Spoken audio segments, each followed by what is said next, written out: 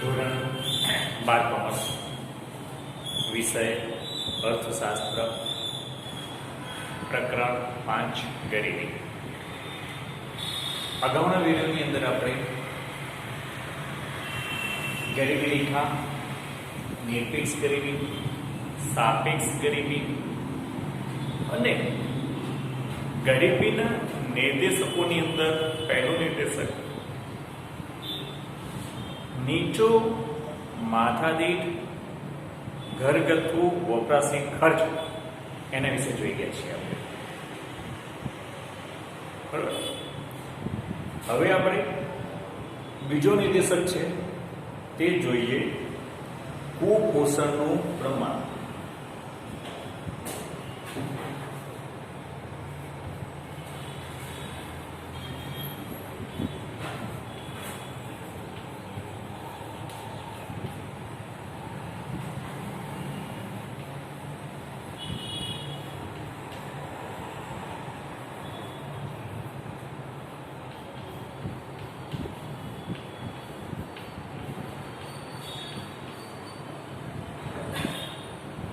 કુપોષણનું પ્રમાણ.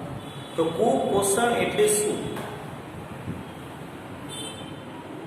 તો અહીં આગળ માનવીને ખોરાકમાં જોઈતા પોષણક્ષમ તત્વોનો અભાવ એટલે કુપોષણ. બરોબર. માનવીના ખોરાકની અંદર પોષક તત્વો એટલે કે જે સ્વાસ્થ્યવર્ધક હોય તેવા તત્વો, પ્રોટીન, કાર્બોહાઈડ્રેટ, વિટામિન, ઝીંક, ઓક્સાઇડ, લોહ તત્વ, આ બધા જે પોષક તત્વો છે એ માનવીના ખોરાકમાં હોવા જોઈએ. અહીં ભારતની અંદર બીજી પંચવર્ષીય યોજનાથી કૃષિ ક્ષેત્ર ઉપર વધારે ધ્યાન આપવામાં આવ્યું છે અને તેને કારણે કૃષિ ઉત્પાદનમાં વધારો કરી શકાયો છે અને તેને કારણે ભારતની અંદર ઉત્પાદન ક્ષેત્રે, કૃષિ ક્ષેત્રે હરિયાળી ક્રાંતિ સર્જી શકાય છે. એટલે કે કૃષિ ઉત્પાદનમાં વધારો થયો છે. આઝાદી વખતે આઝાદી પહેલા આપણે અનાજની આયાત કરવી પડતી હતી. હવે આપણે અનાજની આયાત કરવી પડતી નથી. આપણે ત્યાં કૃષિ ઉત્પાદન વધ્યું છે એટલે અનાજની આયાત થતી નથી. છતાં પણ ભારતમાં કુપોષણનું પ્રમાણ વધતું જાય છે. વ્યક્તિના ખોરાકમાં પોષક તત્વોનો અભાવ થતો જોવા મળે છે. પણ ભારતની અંદર કુપોષણનું પ્રમાણ એટલે ખોરાકનું ઓછું પ્રમાણ એવું માનવામાં આવે છે. તો અહીં આ જે કુપોષણનું પ્રમાણ છે, કૃષિ ઉત્પાદન વધ્યું છે છતાં પણ ખોરાકની માથાદીઠ અનાજની પ્રાપ્તિ ઓછી જોવા મળે છે. એનું કારણ શું છે? આવકની અસમાન વહેંચણી. આજની તારીખમાં પણ ભારતમાં હજી અંદાજે 20% લોકો ગરીબી રેખા નીચે જીવે છે અને આજની 20% વસ્તી એટલે ભારતની 130 કરોડ વસ્તીમાંથી 20% લોકો ગરીબી રેખા નીચે જીવતા હોય એટલે 26 કરોડ જનતા થઈ. કેટલી? 26 કરોડ. તો કેટલાક દેશોની તો વસ્તી પણ આટલી નથી. શું? તો ભારતમાં જે કેટલાક દેશોની વસ્તી નથી એટલી વસ્તી તો ભારતમાં ગરીબી રેખા નીચે જીવે છે. 26 કરોડ, અંદાજે 26 કરોડ લોકો ગરીબી રેખા નીચે જોતા હોય તેનો મતલબ શું થયું? ઢગલાબંધ દેશોની વસ્તીનો સરવાળો કરીએ તો પણ 26 કરોડ થતી નથી. તો અહીંયા આગળ માત્ર ને માત્ર આવકની અસમાન વહેંચણીને કારણે થઈને લોકોની માથાદીઠ અનાજની પ્રાપ્તિ ઘણી ઓછી થાય, ઓછી મળે છે. આવકની અસમાન વહેંચણીને કારણે થઈને. એટલા જ માટે કૃષિ ઉત્પાદન વધ્યું હોવા છતાં પણ ભારતની અંદર કુપોષણનું પ્રમાણ વધતું જાય છે. આપણે તેંડુલકર સમિતિએ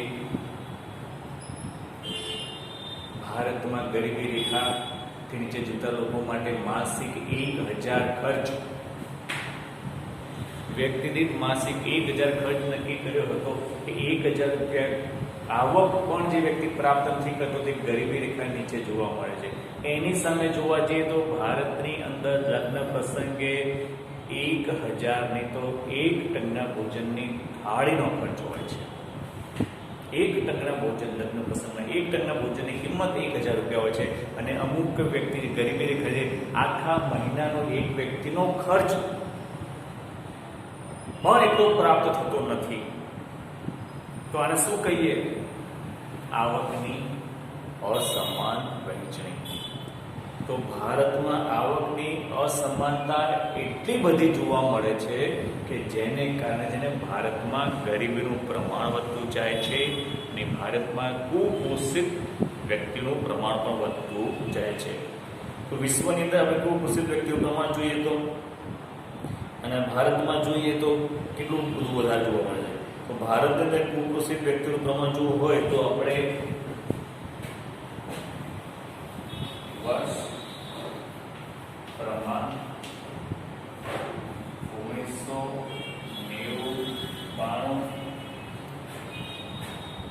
23.7 2002 માં 17.5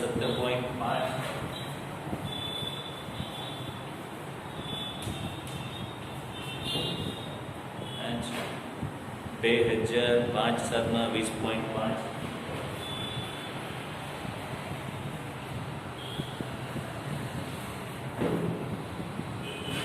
2010 માં 15.6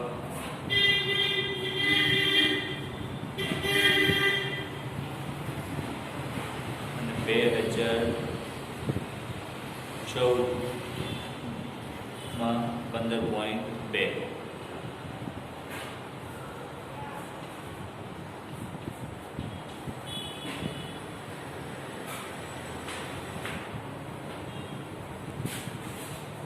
જો અહીં આગળ ભારતમાં કુપોષિત વ્યક્તિઓનું પ્રમાણ બતાવ્યું છે. કેટલું છે કે 1990-92 કુલ વસ્તીના 23% લોકો કુપોષિત હતા, એટલે કે ખોરાકની ઓછી પ્રાપ્તિ. કુલ વસ્તી ગણીએ આપણે તો એ વખતે અંદાજે આપણે માની લઈએ કે 2001 ની અંદર વસ્તી આપણે 102 કરોડ હતી. શું 2011 ની અંદર 118 કરોડ જેટલી, 12 કરોડ જેટલી થઈ. અને છેલ્લી વસ્તી બધું અત્યારે 128 કરોડ જેટલી વસ્તી છે. એટલે માની લઈએ એ વખતે આપણી વસ્તી કદાચ 90 કરોડ હોય, 90-92 આપણી વસ્તી 90 કરોડ હોય તો 90 કરોડ લેખે આપણે જોવા જઈએ તો 23% લોકો કુપોષિત હતા. એટલે અંદાજે માની લઈએ તો 20 કરોડ લોકો, શું તો 90-92ની અંદર 20 કરોડ લોકો કુપોષિત વ્યક્તિ જોવા મળતા. કુપોષણનું પ્રમાણ એ વખતે 20 કરોડ જનતામાં જોવા મળતું હતું. જ્યારે 2002ની અંદર તે દર ઘટ્યો 17.5 થયો. 2005માં પાછો વધીને 20% થયો છે અને અત્યારે 2014માં 15% જોવા મળે છે. પણ 2014ની વસ્તી ગણતરી પ્રમાણે અત્યારે ભારતની વસ્તી ગણતરી 14માં 120 કરોડ જનતા છે. તો મતલબ 90ની અંદર 20 કરોડ જનતા હતી, 20 કરોડ વ્યક્તિઓ હતા. તો અહીંયા આગળ 2014માં 15.2 છે, એટલે એ પ્રમાણે જોવા જઈએ તો 130 કરોડ જનતામાંથી બરાબર હજી પણ મતલબ 20 કરોડ લોકો તો થયા છે. તે એનો મતલબ આ ટકાવારી આપણને ભેદભાવ જોવા મળે છે, પણ હજી પણ 20 કરોડ જનતા તો આપણી કુપોષણનું પ્રમાણ જોવા મળે જ છે. ટકાવારીની માયાજાળમાં આપણને ફસાઈએ છીએ. આપણે ટકાવારીના પ્રમાણ સામે જોવા જઈએ તો કેટલી વસ્તી કે 20 કરોડ લોકોને હજી પણ માથાદીઠ અનાજની પ્રાપ્તિ ઓછી થાય છે. શું માથાદીઠ અનાજની પ્રાપ્તિ હજી તેમને ઓછી થાય છે 20 કરોડ લોકોને.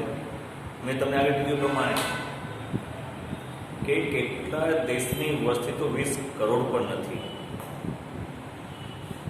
તો અહીં એટલી વ્યક્તિઓ માથાદીઠ અનાજની પ્રાપ્તિ ઓછી છે. એટલે ભારતની અંદર વિશ્વમાં જોવા જઈએ તો કુપોષિત વ્યક્તિઓનું કે માથાદીઠ અનાજની પ્રાપ્તિમાં બીજો નંબર જોવા મળે છે વસ્તીની દ્રષ્ટિએ. શું વસ્તીની દ્રષ્ટિએ કુપોષણના પ્રમાણમાં ભારતનો બીજો નંબર જોવા મળે છે. તો આવી રીતે ગરીબીના નિર્દેશક તરીકે કુપોષણનું પ્રમાણને પણ ધ્યાનમાં લેવામાં આવે છે. ત્યારબાદ બીજું જોઈએ આપણે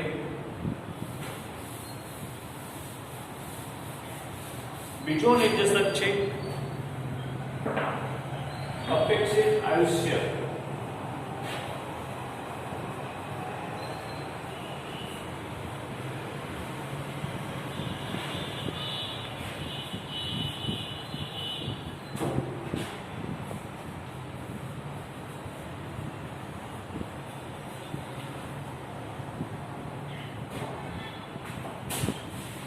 અપેક્ષિત આયુષ્ય અને બાળ મૃત્યુ દર. અપેક્ષિત આયુષ્ય, બાળક જન્મે ત્યારથી તે કેટલું આયુષ્ય ભોગવશે એ અંદાજને અપેક્ષિત આયુષ્ય તરીકે ઓળખવામાં આવે છે. તો અહીં આગળ આપણે અપેક્ષિત આયુષ્યની વાત કરીએ તો તેના માટે અપેક્ષિત આયુષ્ય ક્યારે વધારે હોઈ શકે, તમારું આયુષ્ય ક્યારે લાંબુ હોઈ શકે, એ સીધો હિસાબ છે કે જો તમારું સ્વાસ્થ્ય સારું હશે તો તમારું સ્વાસ્થ્ય ક્યારે સારું હોઈ શકે. બે વસ્તુ છે એના માટે. એક કે જ્યારે તમારો જન્મ થવાનો હોય એની પહેલા માતાનું સ્વાસ્થ્ય સારું હોય તો, અને બીજું તમારો જન્મ થયા પછી તમારું સ્વાસ્થ્ય સારું હોય તો. આ બે બાબતો આધારિત છે. અહીંયા આગળ તમારા જન્મ પહેલા માતાએ ધ્યાન રાખવાનું છે અને જન્મ પછી તમારે ધ્યાન રાખવાનું છે.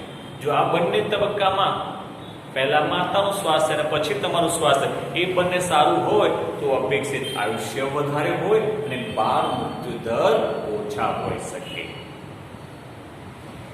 બાળ મૃત્યુ દર એટલે શું કે 1 વર્ષના સમયગાળા દરમિયાન 1000 બાળકોની સામે મૃત્યુ 1 વર્ષથી ઓછા સમયમાં મૃત્યુ પામતા બાળકોની સંખ્યાને બાળ મૃત્યુ દર તરીકે ઓળખવામાં આવે છે. તો અપેક્ષિત આયુષ્ય વધારે હોવું જોઈએ અને બાળ મૃત્યુ દર ઓછો હોવો જોઈએ. આવું ક્યારે શક્ય બને? તમે કીધું ત્યારે તમારા જન્મ પહેલા માતાનું આરોગ્ય સ્વસ્થ હોવું જોઈએ. તો તેના માટે કઈ બાબતો જવાબદાર છે? તો સૌથી પહેલા એમનો આહાર, કે માતાને પોષણક્ષમ આહાર મળવો જોઈએ. બીજું, માતાનું શિક્ષણનું પ્રમાણ થોડું વધારે હોવું જોઈએ.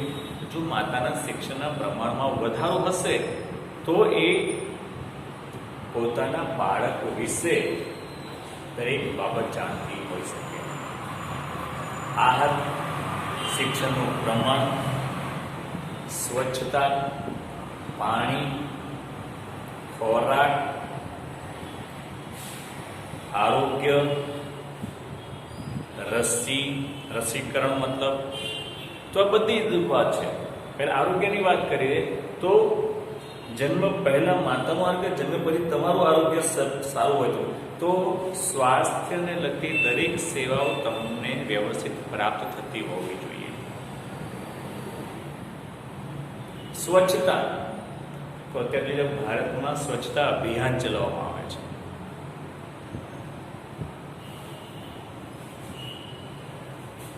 અહીં એવું કહેવાય છે ભારતની વસ્તી 65% વસ્તી શિક્ષણનું પ્રમાણ છે.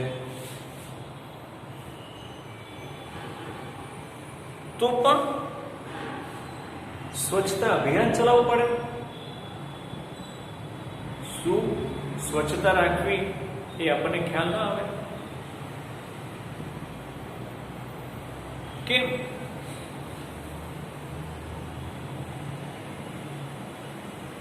અહીં આગળ સ્વચ્છતા વિશે પણ અભિયાન ચલાવવા પડે છે.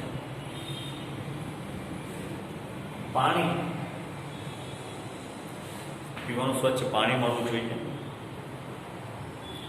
સ્વાસ્થ્યની સેવાઓ, માનવ શિક્ષણ, રસીકરણ, આ બધી બાબતોમાં ધ્યાન રાખવામાં આવે તો અપેક્ષિત આયુષ્ય પણ વધારે થાય અને બાળ મૃત્યુદર પણ નીચો જાય. તો આ બધા માટે આ બધી સેવાઓ પૂરતા પ્રમાણમાં પ્રાપ્ત થતી હોવી જોઈએ. તો ભારતની અંદર અપેક્ષિત આયુષ્ય કેટલું છે અને બાળ મૃત્યુદર કેટલો છે આપણે, અને વિકસિત દેશો અને અલ્પવિકસિત દેશોની સરખામણીની અંદર ભારત અને બીજા દેશોમાં શું પ્રમાણ જોવા મળે છે આપણે તે જોઈએ.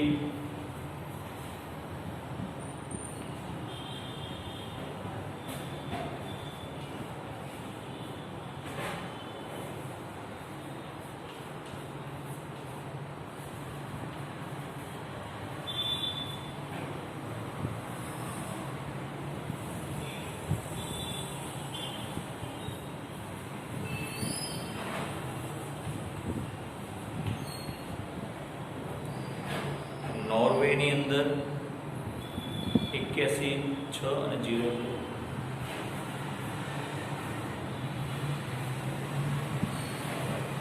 જ્યારે અમેરિકામાં 791 અને 06.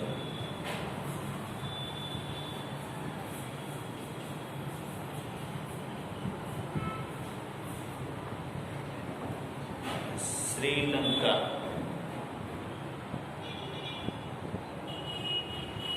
ચીનની વાત કરીએ, ચીન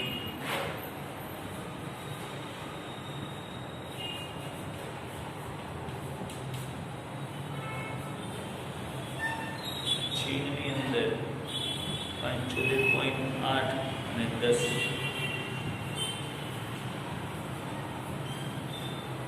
શ્રીલંકામાં 74.9 અને 0.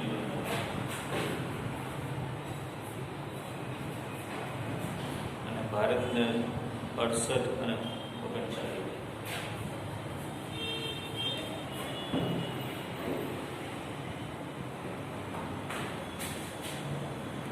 જો વિદ્યાર્થીઓ આ એક કોષ્ટક બનાવ્યું છે. અપેક્ષિત આયુષ્યનું અને બાળ મૃત્યુ દરનું. તો અહીં તમે જોઈ શકો છો કે આ વિકસિત દેશ અને અવિકસિત દેશો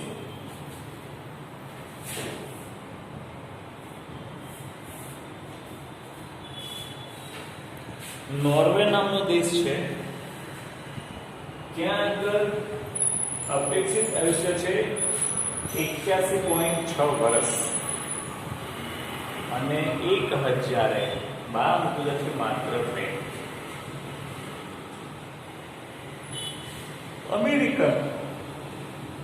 અમેરિકામાં અપેક્ષિત આયુષ્ય છે 79.1 અને બાળ મૃત્યુદર છે 6. તો આ બંને વિકસિત દેશો છે. તો વિકસિત દેશોમાં જોયું છે તમે કે અપેક્ષિત આયુષ્યનું પ્રમાણ ઊંચું છે અને એની સામે બાળ મૃત્યુ દર ઘણો નીચો છે. ત્યારબાદ ચીન જે વિકાસમાન દેશ છે, વિકસિત દેશ તરફ પ્રયાણ કરી રહ્યો છે, ત્યાં આગળ અપેક્ષિત આયુષ્ય કેટલું છે 75.8 અને બાળ મૃત્યુદર કેટલો છે 10.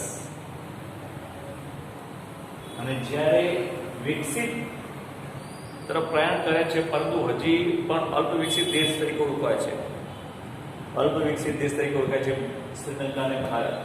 તો શ્રીલંકામાં જુઓ અલ્પ વિકસિત દેશ ગણાય છે, છતાં પણ તેનું અપેક્ષિત આયુષ્ય કેટલું છે 74.9 અને એની સામે એનું બાળ મૃત્યુદર કેટલો છે 0.9 એટલે કે 9 જ બાળ મૃત્યુદર છે. ભારત, તો ભારતની અંદર અપેક્ષિત આયુષ્ય માત્ર 68 છે અને બાળ મૃત્યુદર કેટલો છે 39. જો તમે વિદ્યાર્થીઓ વિકસિત દેશોની સરખામણીમાં વિકસતા દેશો કે અલ્પ વિકસિત દેશોનું અપેક્ષિત આયુષ્ય અને બાળ મૃત્યુ દરના પ્રમાણમાં કેટલો તફાવત જોવા મળે છે એ તમે જોઈ શકો છો. કારણ કે આરોગ્ય વિષયક સેવાઓ હોય, આહારની વાત હોય, શિક્ષણની વાત હોય, મનોરંજનની વાત હોય, સ્વાસ્થ્યની વાત હોય કે શુદ્ધ વાતાવરણની વાત હોય, એ બધી બાબતોની અંદર અને ગઈકાલે જોયું હતું આપણે આ બધું ક્યારે શક્ય બને છે કે જ્યારે માથાદીઠ આવકની પ્રાપ્તિ વધારે હોય અને એ પ્રકારે ખર્ચ થતો હોય. તો જો માથાદીઠ આવકની પ્રાપ્તિ વધારે હશે તો જ માથાદીઠ ખર્ચ વધારે થઈ શકશે. તો ગઈકાલે આપણે જોયું હતું કે અમેરિકા અને નોર્વેની અંદર માથાદીઠ વપરાશી ઘર ખર્ચ પણ વધારે છે. તો ક્યારે શક્ય બને કે જ્યારે રાષ્ટ્રીય આવક વધારે હોય ત્યારે.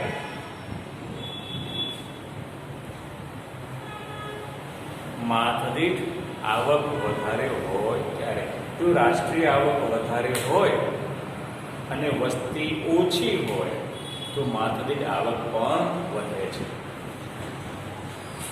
ખ્યાલ આવ્યો? તો અહીં આગળ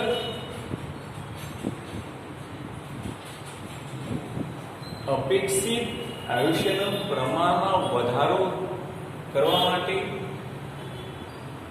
આરોગ્ય અને સ્વાસ્થ્યવર્ધક બાબત એ બંને બાબતોમાં કાળજી રાખવામાં આવે તો અપેક્ષિત આયુષ્યનું પ્રમાણ પણ વધી શકે અને બાળ મૃત્યુ દર ઘટી શકે. તો એટલા માટે અહીં આગળ આ વિકસિત દેશોની સરખામણીમાં અલ્પ વિકસિત દેશોમાં આરોગ્યની સેવાઓ અને સ્વાસ્થ્યની સેવાઓ હજી પૂરતા પ્રમાણમાં અલ્પ વિકસિત દેશોમાં જોવા મળતી નથી. અને એટલા જ માટે થઈને અહીં આપણે જોઈ શકીએ છીએ કે ભારત જેવા દેશમાં બાળ મૃત્યુદરનું પ્રમાણ કેટલું બધું વધારે છે. અને બાળ મૃત્યુદરનું પ્રમાણ વધારે હોવાને કારણે વસ્તી વૃદ્ધિ દર પણ વધારે હોઈ શકે છે. એક પરિબળ જવાબદાર છે વસ્તી વૃદ્ધિ માટે. તો અહીં જો બાળ મૃત્યુદરમાં ઘટાડો કરી શકાય તો વસ્તી વૃદ્ધિ દરમાં પણ ઘટાડો થઈ શકે છે. એ બંને એકબીજા પર આધારિત છે. તો એ એક બાબત ધ્યાનમાં રાખવા જેવી છે. તો આજે આપણે રાખીએ છીએ. તો આજનું તમારું હોમવર્ક છે આ બે નિર્દેશકો તૈયાર કરવા. એક આજનું તમારું હોમવર્ક બે નિર્દેશકો તૈયાર કરવા. એક કુપોષણનું પ્રમાણ અને બીજું અપેક્ષિત આયુષ્ય અને બાળ મૃત્યુ દર. તો આ બે વસ્તુ તમારે હોમવર્કમાં તૈયાર કરવાની છે.